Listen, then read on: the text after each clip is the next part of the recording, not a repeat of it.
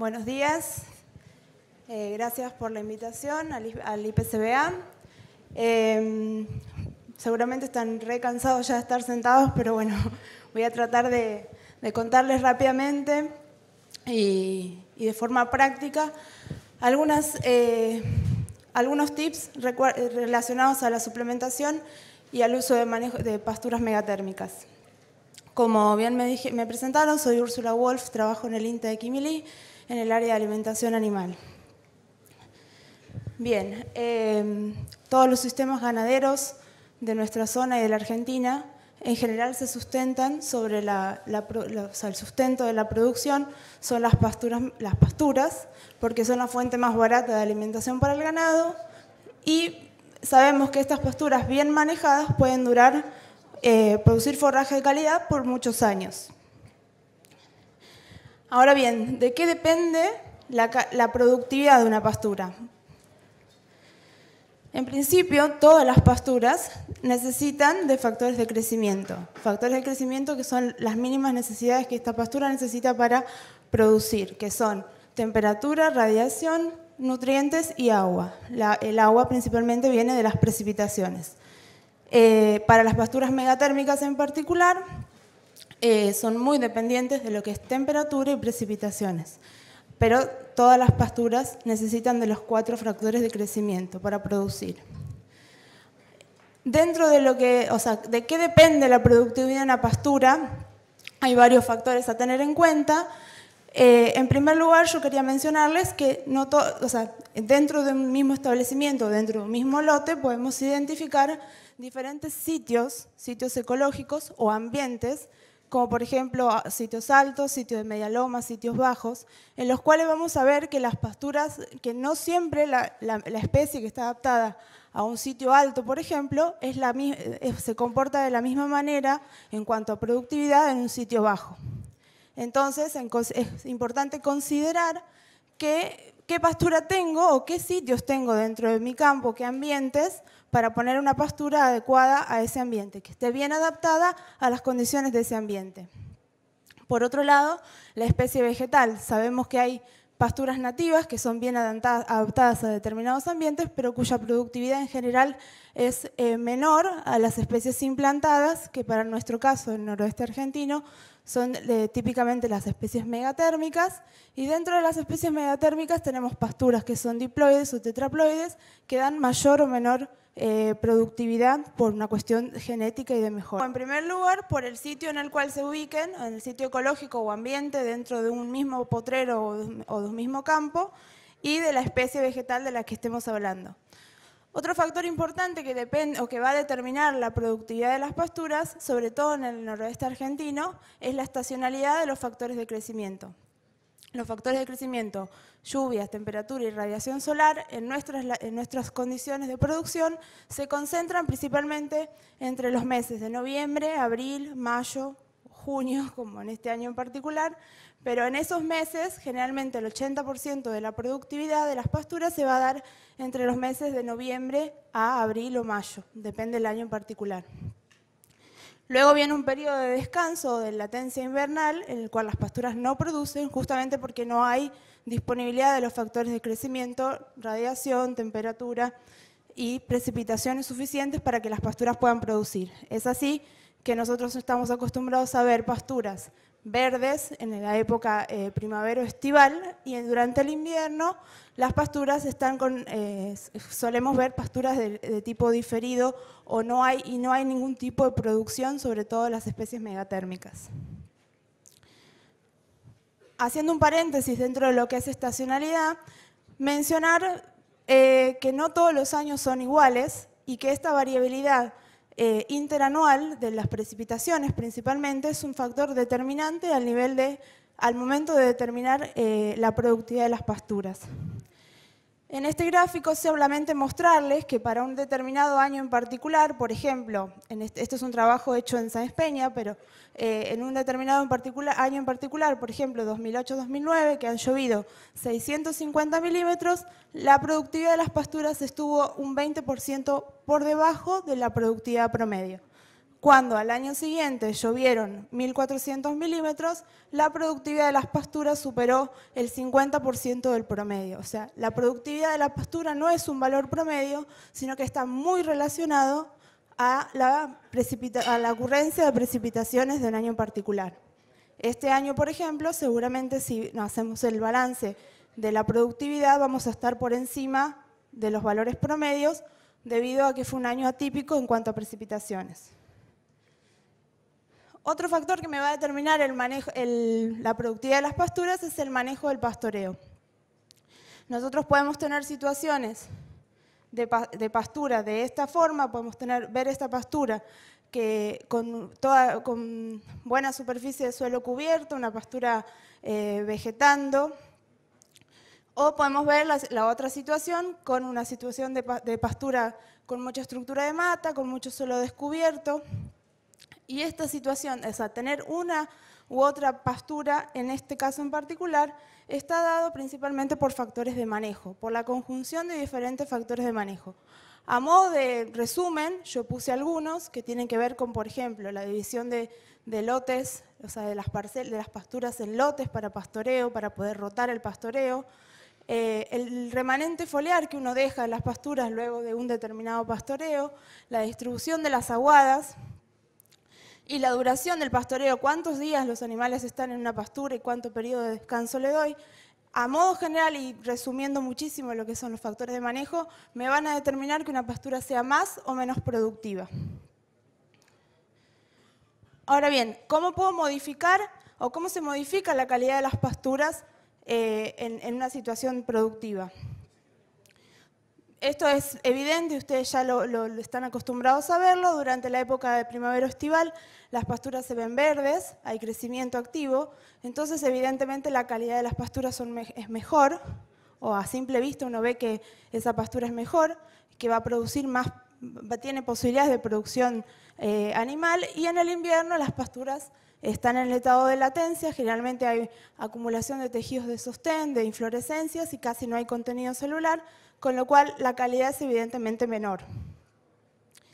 Dentro de una estación de crecimiento, llamo estación de crecimiento al periodo comprendido de entre los meses de noviembre a abril o a marzo, o sea, el periodo en el cual la pastura crece, en el verano, primavera-verano.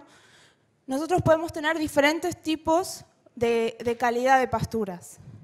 Podemos tener una pastura de este estilo, en donde estamos en una situación de pastura en estado vegetativo, quiere decir, esta pastura no tiene flores, no ha encañado, no tiene flores ni semillas, o podemos tener una pastura en estado reproductivo, con mucha presencia de flores y semillas. En una situación vamos a tener menor volumen de biomasa, pero de alta calidad nutritiva, y la misma pastura, si yo la entro a pastorear o entro con los animales, con la pastura cuando ya se floreció, tengo más volumen de forraje o de biomasa producida, pero de muy baja calidad nutritiva. A modo de ejemplo y tomado de varios análisis realizados, una pastura en estado vegetativo puede llegar a tener entre 10 y 14% puntos porcentuales de proteína. El contenido de fibra está alrededor del 50%, la digestibilidad es del 65% y yo puedo aspirar a un consumo voluntario de 2,5% del peso vivo, logrando también ganancias de peso diario de los animales entre 500 y 900 gramos por día. Eso sí pastoreo en estado vegetativo. Ahora, si yo elijo o decido o tengo que pastorear la pastura en estado reproductivo, yo estoy perdiendo entre 6 a 8 puntos de proteína, la digestibilidad aumenta aproximadamente 20%, o sea, paso de 50 a 70% de contenido de fibra, la digestibilidad disminuye el consumo voluntario, la posibilidad de consumo voluntario, y disminuye la posibilidad de ganancia de peso solamente de animales a pastoreo, bajo de 800 o 700 gramos por día a 450, 600 gramos por animal y por día. En el periodo de latencia invernal o en el periodo de no crecimiento de las pasturas, no hay mucho que se pueda hacer para modificar la calidad de las pasturas, pero sabemos en esta situación un forraje diferido suele tener un nivel proteico menor al 5%, los contenidos de fibra superan el 75%, la digestibilidad es menos de la mitad y el consumo voluntario se ve restringido a solamente 1,5% del peso vivo. En esta situación de forraje en invierno no es posible, o en general, no es posible lograr ganancias de peso positiva. En general los animales pierden peso o podrían estar en nivel de mantenimiento las categorías menos exigentes o con menos requerimientos. Entonces, para generalizar y para decir, bueno, ¿cuándo digo que un forraje es de baja calidad? Vimos, hasta recién les mencioné 3 situaciones posibles, 2 situaciones en estación, obviamente esto es resumiendo al mínimo el abanico de posibilidades que hay, pero 2 situaciones en estación de crecimiento y una en periodo invernal, con sus correspondientes valores de fibra, de proteína, de fibra detergente neutro de digestibilidad, y sabemos que el NRC nos dice que un forraje se considera de baja calidad cuando el contenido proteico del mismo está por debajo de 7% de proteína, de 7%. ¿Por qué ese valor? Ese valor, por debajo de ese valor, se sabe que se limita la supervivencia de las bacterias ruminales. Las bacterias ruminales son las encargadas de digerir la fibra, por lo tanto, valores por debajo de 7% de proteína limitan la supervivencia y multiplicación de las bacterias celulolíticas, con lo cual se limita la digestibilidad de la fibra. Otro valor de referencia para considerar un forraje de baja calidad es el contenido de FDN. Se dice que cuando el contenido de FDN supera el 50%, el forraje es de baja calidad principalmente porque afecta el consumo voluntario. Esto quiere decir que hay una distensión a nivel ruminal por un efecto de llenado que limita que el animal pueda seguir consumiendo forraje. Y la digestibilidad, se considera que el forraje es de baja calidad cuando la digestibilidad es menor al 55%. Estos 3 factores me van a dar o me van a impedir o limitar las ganancias de peso en los animales. Ahora bien, ¿cómo mejoramos el aprovechamiento de forraje de baja calidad? Por suerte hay salidas, hay opciones. Para eso recurrimos a la suplementación. La suplementación, en primer lugar, podemos utilizarla para trabajar sobre el nivel nutricional de un determinado animal, principalmente modificando o aspirando a modificar las ganancias de peso. Otro posible uso de la suplementación es la receptividad, mejorar la receptividad de un determinado loteocampo a través de mejoras en la carga animal, por ejemplo. Y también podemos utilizar la suplementación para manejar las pasturas, que en definitiva y en conjunto nos van a permitir mejoras a nivel de ganancia de peso y a nivel de carga. Y todo esto nos va a dar mejoras en la productividad animal. Dentro de las suplementaciones, a modo general, se pueden considerar energéticas, proteicas, de forrajes voluminosos, vitaminas, de minerales, y se considera, por ejemplo, que una suplementación es estratégica cuando yo suplemento con algo de calidad, estoy corrigiendo calidad del forraje, y sistemática cuando yo hago algo de cantidad, suplemento para corregir cantidad. Y se considera una suplementación cuando ésta no supera el 1,5% del peso vivo en el nivel de inclusión en la dieta. Hasta ahora vimos lo que es la oferta, o sea, qué es lo que determina la producción de pasto, cuál es la calidad del pasto, y ahora tenemos que ver qué es la demanda, o sea, la parte animal, que son los requerimientos nutricionales. Los requerimientos nutricionales son lo que el animal necesita suplir diariamente con el forraje que consume. Van a estar muy de la mano, por supuesto, del tipo de animal y de la categoría o estado fisiológico del animal, pero también de la mano del objetivo de producción. Si yo tengo animales que son para mantenimiento, como por ejemplo vacas de cría, en las cuales son animales adultos que no aspiro a que ellos crezcan, sino que se mantengan o en algunas situaciones que ganen peso, o si estoy trabajando con animales de recría que necesariamente tienen que ganar peso. Sabemos entonces, por lo que dijimos anteriormente, que la pastura, las especies megatérmicas, no van a poder suplir las necesidades de de estos animales durante todo el año porque hay un periodo en el que no llegan, ya sea porque no tienen buena calidad o no tienen suficiente disponibilidad, o la combinación de estos factores. Para estas situaciones es necesario suplementar. A modo de ejemplo y para tener de referencia de dónde salen los valores, considerando un animal adulto, una vaca de cría, que puede estar en 3 posibles situaciones fisiológicas, se dice. La vaca de cría puede estar en mantenimiento o en el primer tercio de gestación, en el último tercio de gestación o en lactancia. En esos 3 estados fisiológicos,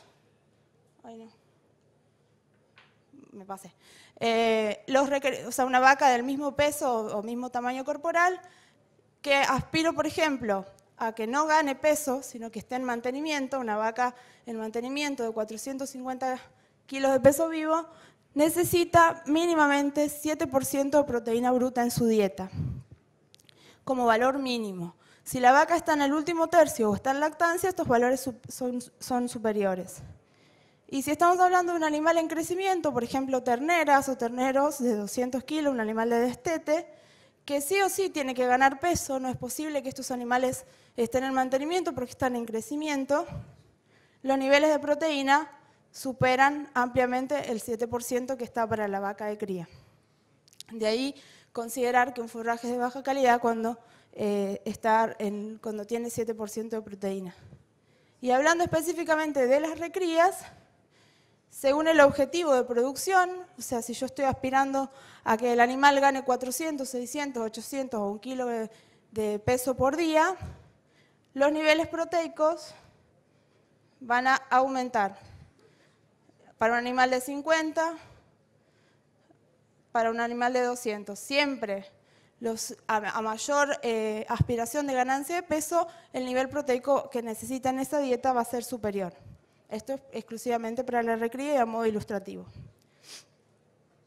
Ahora bien, ¿qué tipo de suplementos se pueden utilizar? Agrupándolos en grandes grupos y dando algunos ejemplos particulares de los más comunes o de los más frecuentes de nombrar, podemos tener la suplementación energética. La suplementación energética principalmente me va a aportar almidón, fibra de baja digestibilidad y bajo contenido de fibra, pero de alta digestibilidad, y tienen bajo contenido proteico. Se caracterizan principalmente por tener altos niveles de energía metabolizable. Y los más comunes o utilizados son el maíz, el sorgo, cebada, avena no tanto en esta zona, el trigo, que en general se incluyen en modo sin procesar, por lo menos el maíz. La suplementación proteica, como su nombre lo indica, me aporta alto contenido de proteína y en general también la fibra que las conforma es de baja digestibilidad. En general pueden ser originarias o bien pueden provenir de la industria de oleaginosas, como el espeler de soja o de girasol. Pueden ser formulaciones concentradas que vienen peletizadas con altos niveles de proteína que en general pueden incluir urea en su composición, o puede ser una fuente de nitrógeno no proteico como la urea propiamente dicha. Otro tipo de suplementación que es posible de utilizar para las pasturas es la energético-proteica. En general son subproductos de alguna otra industria. Tienen alto contenido de energía, alto contenido de proteína, y un detalle a tener en consideración también es su alto contenido, en algunos casos en particular, de extracto etéreo o contenido de grasa.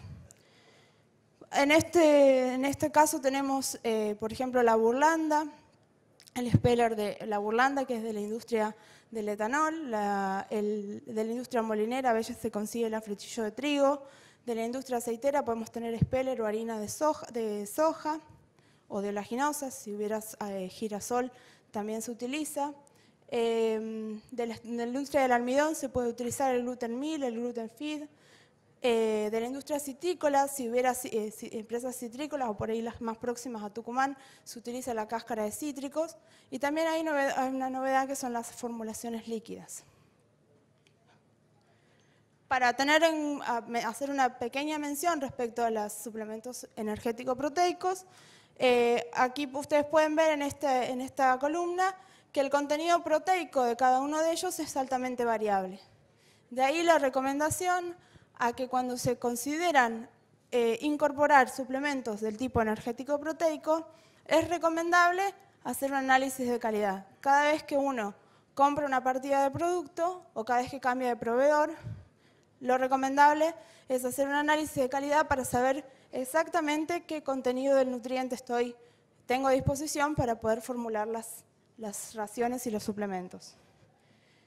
Y otra consideración para mencionar simplemente, les decía anteriormente que suelen tener un alto contenido de extracto etéreo. El extracto etéreo es la fracción lipídica que le queda al subproducto, y la grasa en los rumiantes produce una limitación. Si está suministrada en exceso, limita la digestibilidad de la fibra. Por lo tanto, no sería conveniente. Sobre todo, ustedes pueden ver acá, la semilla de algodón suele tener altos niveles de extracto etéreo, bueno, la burlanda y la soja en poroto de soja. Por eso se lo recomienda en general no incluirlo por encima del 5% de la materia seca de la ración, para no producir interferencias con la digestibilidad de la fibra. Bueno, otro tipo de suplemento que suelen utilizarse son las vitaminas y minerales, que en general son bien provistos, el animal se suple de los requerimientos de vitaminas y minerales con el forraje que consume, pero suele haber interferencias, por ejemplo, algunas veces con microminerales, si hubiera algunas determinadas sales en el agua, o si hay alguna carencia en el suelo a nivel edáfico que se transmite a la planta, puede haber alguna carencia de algún macromineral, pero en general están bien provistos, sobre todo en nuestra zona. Suelen darse, si hay que aportarlos, en la forma de bloques, sales o hasta inyectables. Ahora bien, ¿qué respuestas a la suplementación vamos a tener? Acá resumimos algunos de los posibles escenarios combinando diferentes situaciones de pastura con la posibilidad de suplementación. Este es un gráfico viejo, muy viejo, pero que resume un poco las posibles interacciones que hay entre las pasturas y los suplementos. No importa qué pastura, pero las posibles combinaciones son el efecto de adición. Nosotros tenemos un determinado consumo de pastura, agregamos el suplemento y lo que hacemos es aumentar el consumo total de alimento, porque no solo consume la pastura, sino que también consume el suplemento, y esto me va a permitir mejorar las ganancias de peso del animal. Tenemos otra posible respuesta de la suplementación, que sería la sustitución.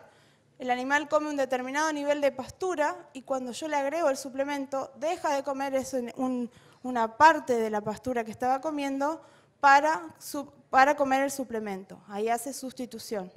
Esto me permitiría hacer mejoras en la capacidad de carga de esas pasturas. Podemos tener también adición y sustitución.